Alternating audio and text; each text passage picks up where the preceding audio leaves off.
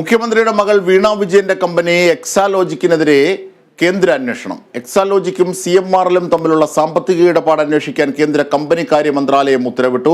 KSIDCയും അന്വേഷണ പരിധിയിൽ. വിവരങ്ങളുമായി ആന്റണി ജിസ് ജോർജ് ഞങ്ങളുടെ പ്രതിനിധി ചേരുകയാണ്.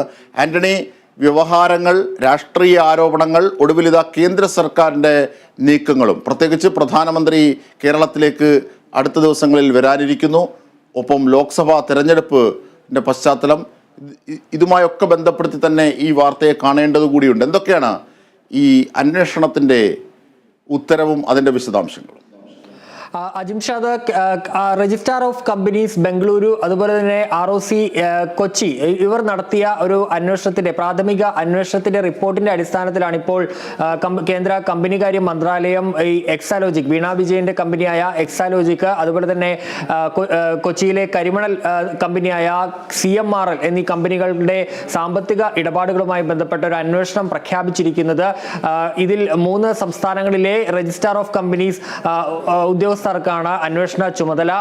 4 മാസത്തിനകം റിപ്പോർട്ട് സമർപ്പിക്കണം എന്നുള്ള ഒരു നിർദ്ദേശമാണ് ഈ ഉത്തരവിൽ ഉള്ളത്. പ്രധാനമായും ഈ ROC ബംഗളൂരുവും അതുപോലെ തന്നെ ROC എറണാകുളവും നടത്തിയ അന്വേഷണത്തിൽ ഈ എക്സാലോജിക്കും അതുപോലെ തന്നെ ഈ CMRLും തമ്മിലുള്ള സാമ്പത്തിക ഇടപാടുകളിൽ ചില ക്രമക്കേടുകൾ കണ്ടെത്തിയിട്ടുണ്ട്.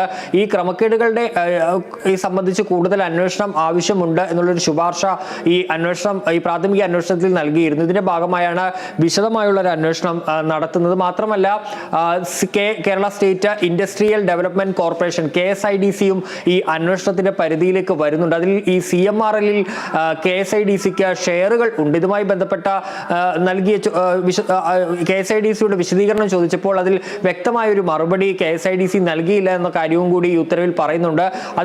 അതുകൊണ്ട് തന്നെ ഇക്കാര്യങ്ങളടക്കം വിശദമായി പരിശോധിക്കാനാണ് ഇപ്പോൾ കേന്ദ്ര കമ്പനികാര്യ മന്ത്രാലയം തീരുമാനിച്ചിരിക്കുന്നത്. ഈ 3 കമ്പനികൾ, എക്സാലോജിക്, അതുപോലെ തന്നെ KSIDC, CMRL, ഈ 3 കമ്പനികളുടെയും സാമ്പത്തികമായ ഇടപാടുകൾ വിശദമായി തന്നെ അന്വേഷിക്കാനാണ് ഇപ്പോൾ തീരുമാനിച്ചിരിക്കുന്നത്. ഇവരുമായി ബന്ധപ്പെട്ട സാമ്പത്തിക ഇടപാടടക്കമുള്ള കാര്യങ്ങൾ വിശദമായി തന്നെ പരിശോധിക്കും. 3 ഉദ്യോഗസ്ഥരാണ്. അത് കർണാടകയിലെ registrar of companies Varun BS, അതുപോലെ തന്നെ Pondicherry registrar of companies G Gokulnath, deputy director registrar of companies KM Shankar, Chennai, ഇവരാണ് ഈ 3 അംഗ അന്വേഷണ സമിതി. ഇവർ 4 മാസത്തിനകം റിപ്പോർട്ട് സമർപ്പിക്കണം. ഏതായാലും ലോക്സഭാ തെരഞ്ഞെടുപ്പ് വരാനിരിക്കുന്ന സാഹചര്യം കൂടിയാണ്. പ്രധാനമന്ത്രി അടക്കം കേരളത്തിലേക്ക് എത്താനും കൂടി ഇരിക്കുന്ന ഒരു ഘട്ടത്തിലാണ് കേരളത്തിലെ മുഖ്യമന്ത്രിയുടെ മകളുടെ കമ്പനിക്ക് നേരെ ഒരു അന്വേഷണം കേന്ദ്രം തന്നെ ആരംഭിച്ചിരിക്കുന്നത് എന്നുള്ളതും പ്രധാനപ്പെട്ടതാണ്. അജിംഷാദ്. ശരി ആന്റണി ജിസ് ജോർജ് ആണ് വിവരങ്ങൾ, വിശദാംശങ്ങൾ നൽകിയത്. CPIM സംസ്ഥാന സമിതി യോഗം ഇന്ന് തുടങ്ങുകയാണ്. 2 ദിവസമായി